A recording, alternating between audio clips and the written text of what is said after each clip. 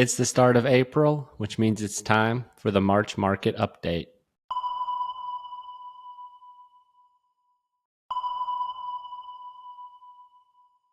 Welcome to RE Radar. I'm your host and realtor, Nathan Mathisen. And if you're a previous listener or watcher, thank you for coming back and supporting my channel. It means the world to me. Now, if you have not already, I would really appreciate if you could hit that subscribe button. And if this is your first episode, I understand the hesitancy not yet to hit the subscribe button, but I bet at the end of this, you'll be wanting to hit that button.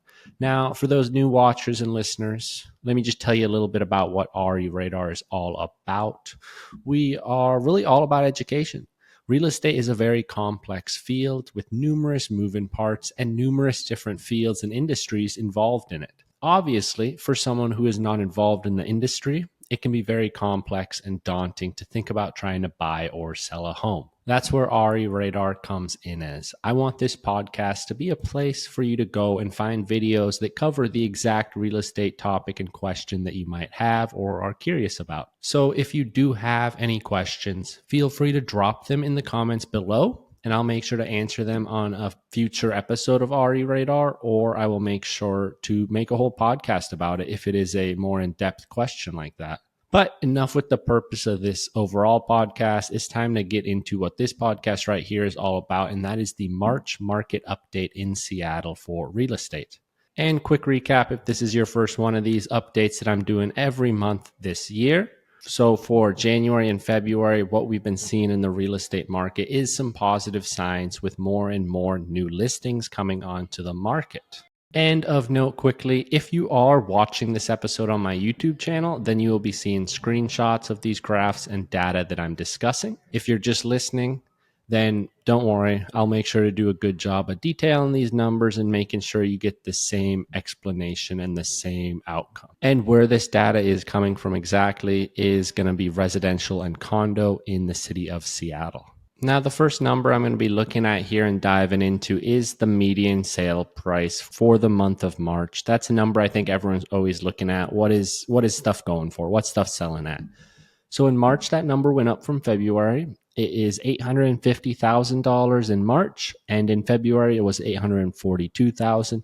So just up about 1%, but still up. And the year over year, so March 2024, it is up 2.4% from the median price then that was $830,000. And that is something that I think is expected, at least I expected it, and I think is what we need in terms of 2025 bringing maybe a slightly lower amount of appreciation to homeowners than we have been seeing over the past 5 years, because we've kind of had just too big of a jump, I feel. There's been too large of a price surge over the last 4 years, and it's really ended up hurting this real estate market. I touched on it in a previous podcast. I think it might have been the January market update where I brought in a statistic from NAR, the National Association of Realtors, that showed appreciation in the state of Washington going up 49.5% from the start of COVID 2020 to 2024 end of. And in that time frame, people's income is not going up, matching the price of these home appreciation. So it is becoming harder and harder for people to buy homes, especially the first-time home buyers who don't have that equity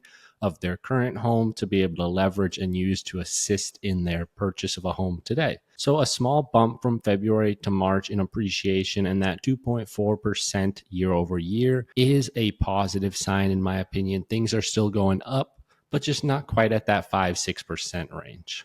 And what's going to allow for home appreciation and prices to not just skyrocket over the course of this next year is going to be how many total listings we see come on the market. As long as the new listings keep popping up consistently and a greater number of them than the last couple of years come onto the market, prices should, I feel, in theory, stay in check. It's the old supply versus demand. When supply is higher than demand, prices will be kept in check and capped. Whereas if demand is exceeding supply, the prices then in Seattle would just go up and up and up. Now, of course, the demand in Seattle always seems to be beating the supply. But the key is here that I'm touching on, the supply is matching the demand in 2025, much closer so far than it had in 2023 and 2024. And that is why this real estate market in 2025, I feel, is much more favorable than these past couple of years have been.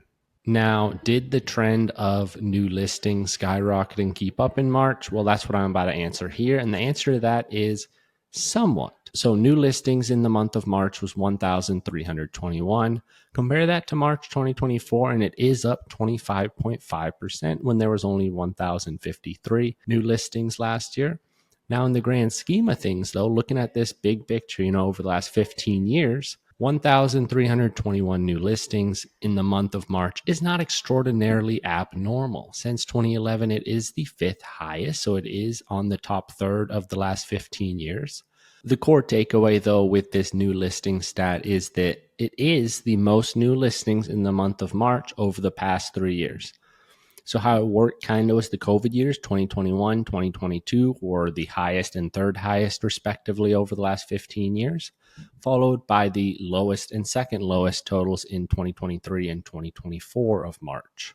So the 15-year average has been about 1,250. So the new listings here in March of 1,321 is great. It's just slightly above average.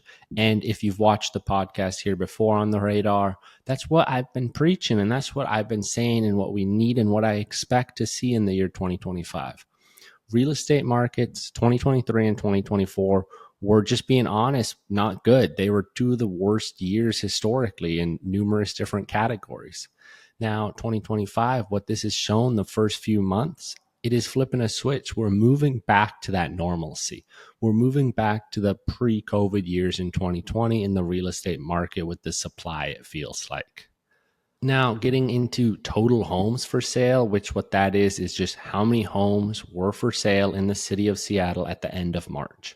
And it is up nicely at 1,700 compared to 1,533 in February. And it is actually up 46.6% from March 2024. Now, that's 1,700 homes for sale at the end of the month of March here in Seattle. It's actually the highest number since 2012 and 2011 in Seattle, when there was 2,304 and 3,449 homes for sale, respectively. Now, this is when I really started kind of connecting these numbers I'm discussing and laying out what's going to be my conclusion here for you shortly after I give you this little last bit of info, which is on closed sales. So start formulating, what do you think is going to be my wrap up here? What do you think I'm going to really close out the show with? But first, closed sales. So what they are this past March has been 771 closed sales, which, yes, it's up from the 633 in February, and it's up 7.8% from March 2024, but it is not really showing the record number or even the average number of the closed sales that we have been seeing historically over the last 15 years that I've got the data for here. This is actually the sixth lowest closed sales data in the month of March since 2011. Not crazy numbers, but it's still on the lower end when everything else seems to be on the higher end in terms of listings coming up. So closed sales just aren't quite there. And what that is telling me here is sellers are back. The sellers are here. They have returned to the real estate market in Seattle. They're ready to move after being on that hiatus following those COVID low interest rates where they locked in under 3%. They're ready to move because they have to, maybe for a job or whatever it may be. But the buyers, they're not yet there. They're just simply not yet there at the market like we need them to be. We are seeing the most homes for sale in the last 13 years because the sellers are returning, but the buyers aren't there for them to close those sales. Now, why is that? Well, I would point right to it, and I would bet most people are thinking the same thing right now. It comes down to those monthly prices and affordability, or lack thereof affordability in the housing market in Seattle. Let's go back to that median price I talked about. Anybody remember it? It was $850,000 this past March. So we'll take that median home and I'll run you through a little example. Now, let's say you put 20% down on a median home price at $850,000. You got some more closing costs. Using this mortgage calculator app right here, we've got an estimated closing cost of $186,564. You're then going to have monthly payments on that of $5,248 at an interest rate of 6.72%, which was about what the national average with a 20% down and the highest credit bracket at the start of April was, 6.72%. Now let's go back to 2017. So 8 years ago, where we saw similar new listing count in 1391 come onto the market that month of March. However, at the end of March that year, there were only 655 homes for sale compared to the, of course, 1,700 at the end of this year's March. And then that year, there were also 934 closed sales in that month. So about 150 more closed sales than this year's March. Why is that? Well, affordability. That median home sold price in March 2017 was $624,200. You throw in what mortgage rates were April 1st, 2017, 4.17%. So if someone's purchasing a home, 20% down, get out the mortgage calculator, you're going to need $137,000 to close versus $186 today, and you'll have a monthly payment of $3,049 compared to today of $5,248. Huge difference. We're talking $2,200 difference. Now I know, add in inflation, and that $3,049 monthly payment is going to go up to $3,969. So still over a $1,200 difference, and it's more expensive today. So I guess my conclusion right here that I'm getting at and that I'm going to discuss here with the month of March is real estate listing wise, in terms of on the sales side, we've really kind of returned to that normalcy. We've returned to the normal amount of people looking to move. It's just a matter of the buyers not being there yet. It's still too difficult for someone to be able to afford to buy a home in Seattle in today's market. So they're simply just waiting, or they're just not looking right now. And that is causing the homes for sale to be at an extraordinarily above average number. Well, closed sales, though, are still slightly below that 15-year average of 831. Now, of course, if you can afford to buy right now, and if you're in a position where you can afford to buy, I say go ahead and do it. I see no reason why you should try to wait to try to time interest rates, because that can be quite hard, and you are more likely to miss out on a home you really liked and potentially even end up paying more in the end for a home you don't even like as much as the one earlier you saw. Because remember, when interest rates get lower and lower, the demand is going to get higher and higher, which is going to increase competition, increase bidding wars, increase prices, increase all this stuff that you would much rather just want to buy when the rates are still not at a number everybody loves, leading to slightly lower competition, allowing for you to get that home you really do love. And then, of course, what can you do in 2-3 years, maybe when rates do dip lower and lower? Refinance it. There you go. Now, that is all the time I have today for this market update for the month of March in real estate here in Seattle, condo and residential. If you have not already, I would greatly appreciate if you could hit the like and subscribe button. It means a lot to me. And I hope that I am continuing to always provide you with that educational real estate content that you find interesting and helpful for you guys. If you do have any questions, feel free to drop them in the comments and I'll make sure to get to them in a later episode. But until then, thank you for listening. Thank you for watching. This has been The Radar. Till next time. Peace.